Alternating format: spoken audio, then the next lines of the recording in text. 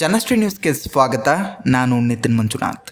ಕೊಪ್ಪಳ ಜಿಲ್ಲಾಧಿಕಾರಿ ಕಾರ್ಯಾಲಯದ ವತಿಯಿಂದ ನಿನ್ನೆ ಕೊಪ್ಪಳ ಆಡಳಿತ ಭವನದಲ್ಲಿ ಜಿಲ್ಲಾ ಮಟ್ಟದ ಸರ್ವೋತ್ತಮ ಸೇವಾ ಪ್ರಶಸ್ತಿ ಪ್ರದಾನ ಸಮಾರಂಭವನ್ನು ಆಯೋಜಿಸಲಾಗಿತ್ತು.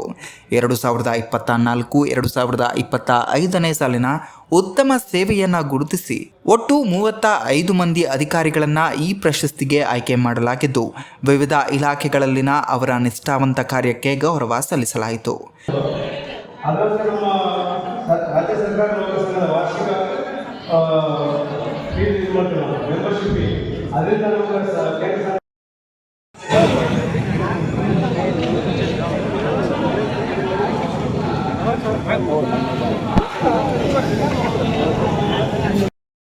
ಯಾಕಂದ್ರೆ ಸಮಯದಿಂದ ಬಹಳಷ್ಟು ಈಗ 11:45 ನಿಮಿಷ ಇದೆ. ಆದ ಕಾರಣ ಸಮಯ ಬಹಳಷ್ಟಿದೆ. ನಮ್ಮ ರಾಜ್ಯ ಸರ್ಕಾರಿ ನೌಕರ ಸಂಘದ ಉಪಾಧ್ಯಕ್ಷ ಶ್ರೀಮತಿ ಕವಿತಾ ಮೇಡಮ್ ಅವರು ಕೂಡ ವೇದಿಕೆಗೆ ಆಗಮಿಸಬೇಕು.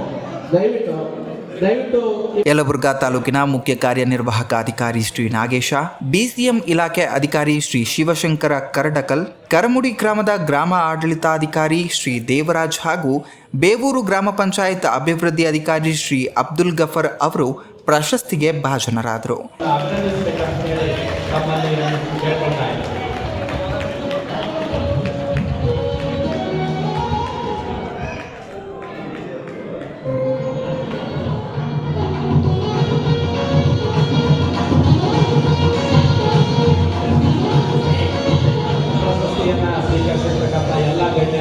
ಈ ಸಂದರ್ಭದಲ್ಲಿ ಜಿಲ್ಲಾಧಿಕಾರಿ ಕಾರ್ಯಾಲಯದ ಅಧಿಕಾರಿಗಳು, ವಿವಿಧ ಇಲಾಖೆಗಳ ಸಿಬ್ಬಂದಿ ಹಾಗೂ ಗಣ್ಯರು ಭಾಗವಹಿಸಿ ಕಾರ್ಯಕ್ರಮವನ್ನು ಯಶಸ್ವಿಗೊಳಿಸಿದ್ದಾರೆ.